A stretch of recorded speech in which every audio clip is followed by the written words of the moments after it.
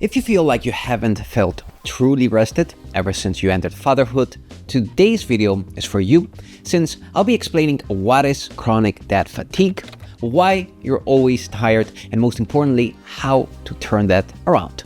Check it out. So life changes dramatically after having a kid, especially during those first challenging sleepless nights, to the point that you start feeling like you're constantly running on a kind of low battery power saving mode.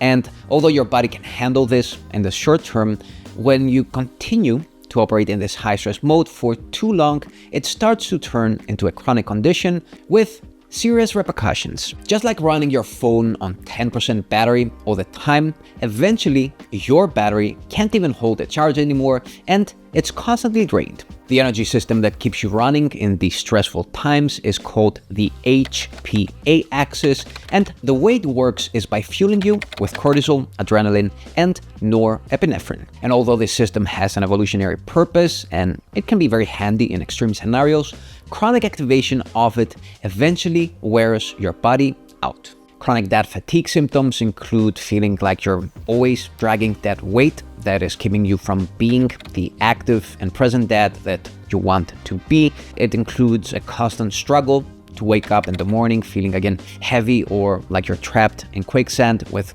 zero motivation to start the day. It can also include a constant craving of salty or sweet foods, things such as chips and candy, which are really a sign that your body is just crying out for energy and nutrients.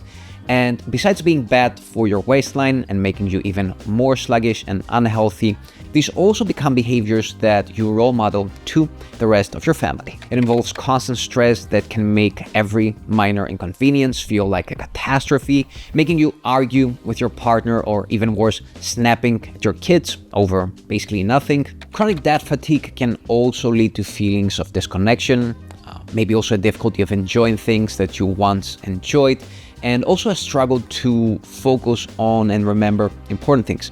Therefore, you can start forgetting about stuff like your kids' school events or even your partner's birthday, which we all know is not a good thing. And overall, it prevents you from also cherishing things that only come by once.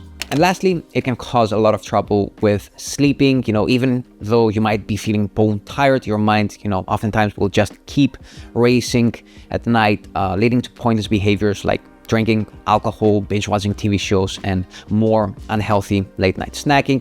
Habits that either keep you up even later or just make your sleep quality even worse, therefore depriving you from the rest that you desperately need. Now, breaking out of chronic dad fatigue is not easy, but that doesn't mean that it's impossible.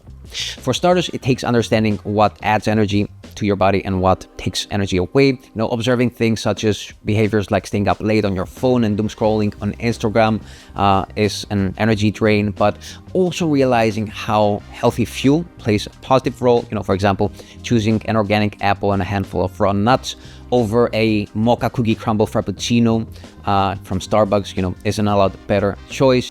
And lastly, it's also important to realize that there are activities that can temporarily cost an investment of energy and yet ultimately replenish it. For example, if you're stressed and exhausted, a short workout might initially feel like a drain, but once you warm up, the blood starts pumping and you get a little bit of an endorphin rush as you start blowing off steam. Not only will you start to feel more energized, not only will you have more energy during the rest of the day, but you'll also get better sleep the upcoming night. The following are 5 strategies that we've identified in our coaching for helping dads break out of chronic dad fatigue, since they are the biggest levers that you can pull in order to build momentum fast. Number 1 is exercise, which is always the best place to get started, but that doesn't mean doing any kind of exercise or any amount and intensity of it. For example, adding cardio, or even worse, trying to balance cardio and strength training in the beginning can make things even worse.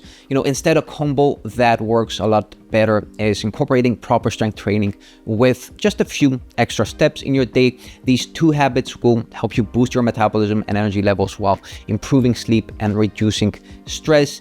And the key point here is not overdoing it, which is why an experienced coach can be invaluable at this point. And by experienced, I mean a coach that will take into consideration your energy budget rather than training you like the average 20-year-old rested guy. By the way, if you want to learn more about our coaching, you can always check out our application in the top and comment below.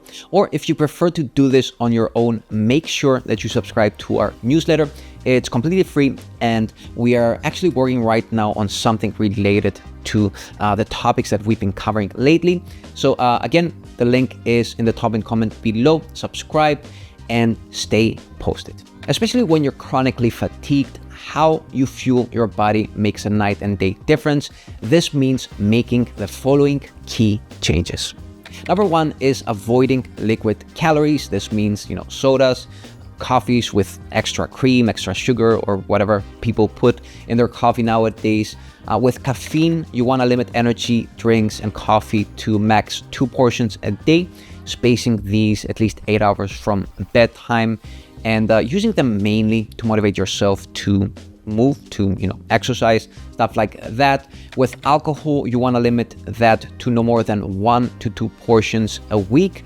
Or if this is something you struggle with a lot, then going cold turkey in the beginning will be probably more helpful for you. And overall, you want to eat a diet of 90% minimally processed foods. Having a routine that helps you hit the reset button at the end of the day is crucial for winding down and preparing for a restful night's sleep. Without it, you just fall into negative behavior patterns, such as revenge bedtime procrastination, for example, which we covered in previous episodes. But, that's basically staying up late to regain a sense of control after a stressful day with no personal time.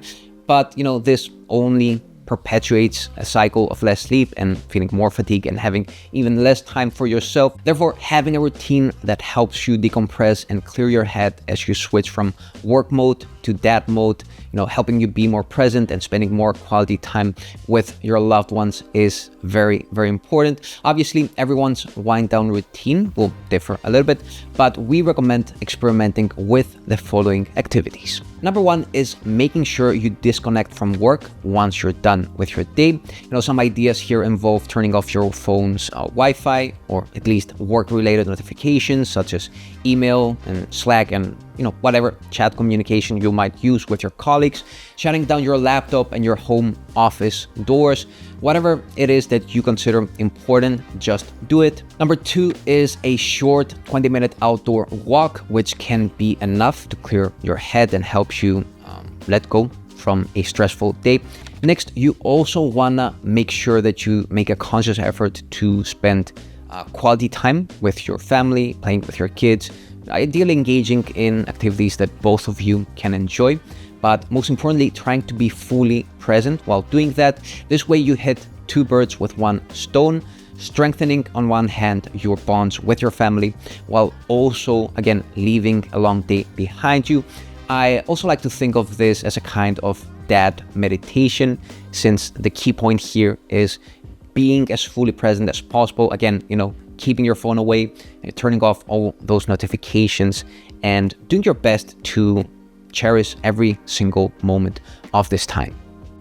At the end of the day, if you have a crazy mind like mine, which is still racing, writing down your thoughts and feelings can help process the day's events. It can help you close open loops that might be just running in the background until late at night. So journaling is overall a great habit to help you clear your head and prepare for better sleep. Overall, by focusing on genuine relaxation and meaningful activities like these, you can avoid the pitfalls of cheap dopamine hits, ensuring more restful and rejuvenating sleep, which brings me to our next habit.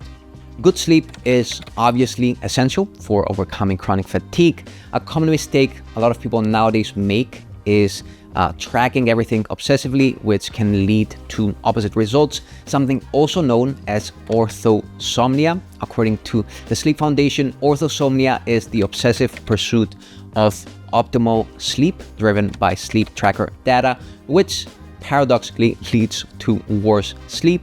This is why in our coaching, we recommend a more simple approach where instead of obsessing over the amount of sleep that you get each night, you simply aim at spending enough time in bed. Therefore, instead of going crazy about things that you can control, we have you focus on the things that you can control, things such as creating a sleep-friendly environment and all the other habits that we covered so far. Once you cover all those bases, learn to be okay with whatever your sleep might end up looking like that night and just give it time to improve. After all, it's called falling asleep and not forcing yourself into sleeping better or sleeping more. That was all for today. If you have any questions, as usual, leave them below. I'm always happy to get back to every single one of you. And until next time, keep on training.